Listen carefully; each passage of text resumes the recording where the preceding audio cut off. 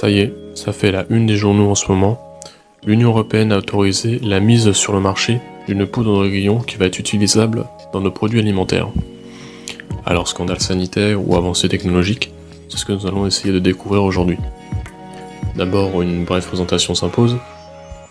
Je m'appelle Martin, j'ai 21 ans, en fin de cursus scolaire en diététique et nutrition sportive, et je suis là pour vous partager mes connaissances sur des thématiques en rapport avec l'alimentation.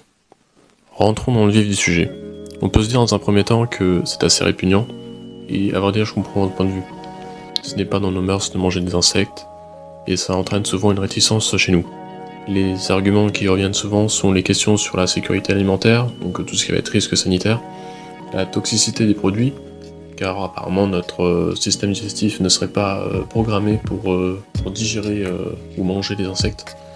Au niveau des produits véganes ou végétariens, évidemment un insecte c'est un être vivant, donc c'est normal que ça ne rentre pas dans leurs convictions. Donc l'argument qui revient le plus souvent, ça serait qu'on n'ait pas du tout d'infos sur les étiquettes alimentaires des produits qui pourraient contenir justement ces insectes. Alors qu'est-ce qu'il en est réellement ?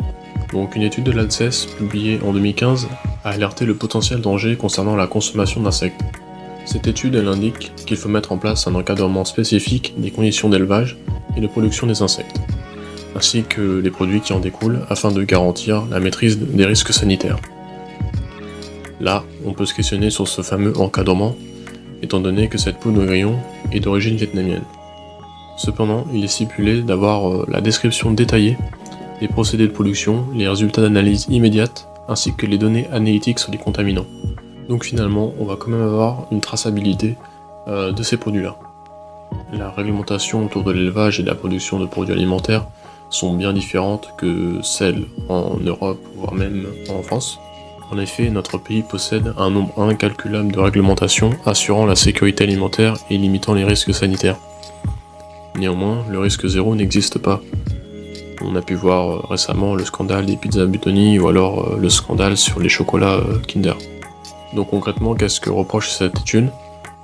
Ça va être les dangers sur les substances chimiques que peut contenir les insectes, les agents physiques comme la partie du dard, ou alors des allergènes communs à l'ensemble des arthropodes, donc acariens, crustacés, mollusques, etc.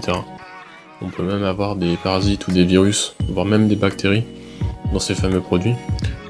Donc ça va prendre avec des pincettes vu que ces aliments-là, finalement, ils vont être cuits. Mais ça réduit grandement du coup ce genre de risque. Donc concernant la toxicité, la consommation d'insectes est une pratique répandue dans certaines régions du monde. Donc comme Afrique, Amérique latine ou Asie. Vous allez peut-être me dire, Martin, ce n'est pas un argument pour débloquer cette hypothèse. Et vous avez un peu raison. Cependant, les mœurs alimentaires viennent bien de quelque part. Et cela dit, nos ancêtres avaient pour habitude de consommer des aliments qui étaient assez faciles d'accès et qui n'étaient pas du coup à risque pour leur santé. Malgré que peu d'études portent sur le sujet des insectes et leur potentiel impact sur notre santé, aucun ne parle de toxicité à proprement parler, mais au contraire, ils auraient des bénéfices sur notre santé comme favoriser la croissance chez l'enfant, améliorer la biodisponibilité du fer lorsqu'il est couplé à d'autres aliments, et posséderaient un rôle prébiotique. Néanmoins, il y aurait toujours un lien entre la consommation d'insectes et l'apparition d'allergies, comme a pu le mentionner l'ANSES, ou comme a pu mentionner cette étude. C'est encore à prendre avec des pincettes, il manque énormément de recherches chez le sujet humain pour appuyer les effets bénéfiques ou néfastes sur la consommation d'insectes. Pour ce qui est du point de vue éthique pour les végétariens ou les véganes, évidemment la question mérite d'être posée, et là il faut s'assurer que les industries respectent bien leurs convictions. J'en profite pour faire un aparté sur la présence de substances animales dans les conservateurs, tels que le 120, le 904 et le 1100. Il faudra doubler de vigilance au niveau des emballages alimentaires qui peuvent comporter certaines subtilités. Je parlerai prochainement des étiquettes alimentaires et sur comment les lire. Concernant l'étiquetage alimentaire, la Commission européenne exige la présence d'une étiquette spécifique supplémentaire. Donc là, on est loin de justement ne pas avoir d'informations concernant la présence d'insectes dedans. Comme je vous le montre à l'écran, il faut une dénomination du nouvel aliment sur l'étiquetage des denrées alimentaires.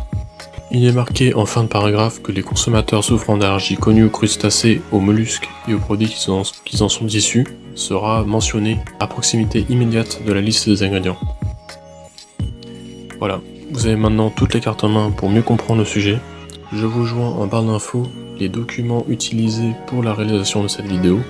J'aurais pu parler de l'aspect écologique, d'intégrer des insectes dans notre régime alimentaire, voire même de parler de l'enjeu politico-économique, mais là on sort de mon domaine d'expertise. Je préfère ne pas me lancer sur ce sujet-là. N'hésitez pas à partager votre avis en commentaire, abonnez-vous si la vidéo vous a plu, je vous dis à la prochaine pour parler d'alimentation.